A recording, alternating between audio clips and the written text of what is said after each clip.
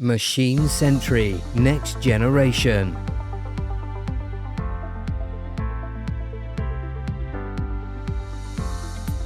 The actions table in Machine Sentry is accessible from the site level of the hierarchy down to asset level but no further, as actions are assigned at the asset level.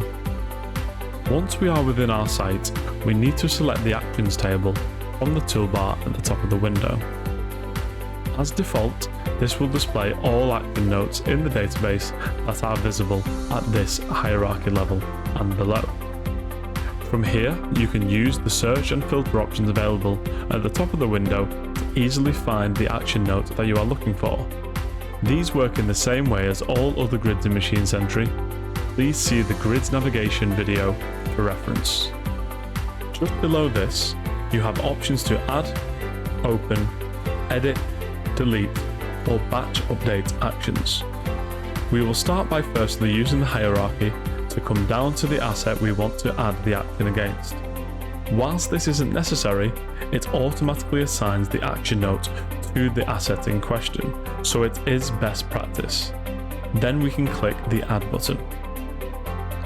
Now we just need to fill in the appropriate fields accordingly, and we can start by selecting priority. Follow this up by adding the detail of the action. Let's say we found a bearing defect.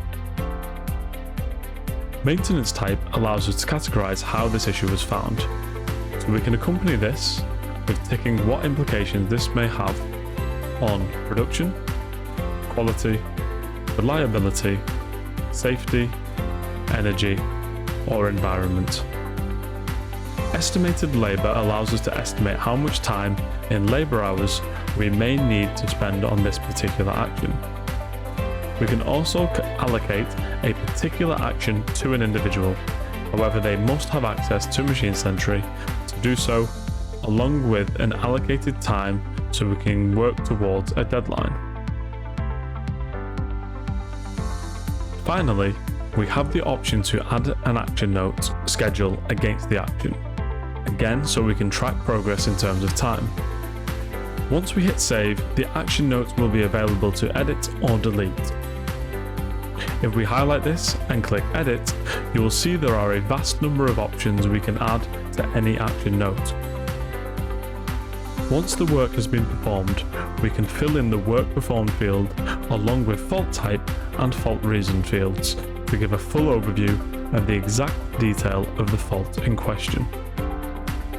A new feature in action notes is the ability to add evidence. If we move to the evidence tab, you will see a button to add evidence. If we click this, we can add either a measurement or an image. The image will require you to add an existing image from your PC or laptop, but if we click measurement, you will be asked to add a supporting data measurement from within Machine Sentry, and whether you want to display the trend or the image along with it. Workpack allows you to add what may be needed to perform the action required, such as tools, spares, or labour.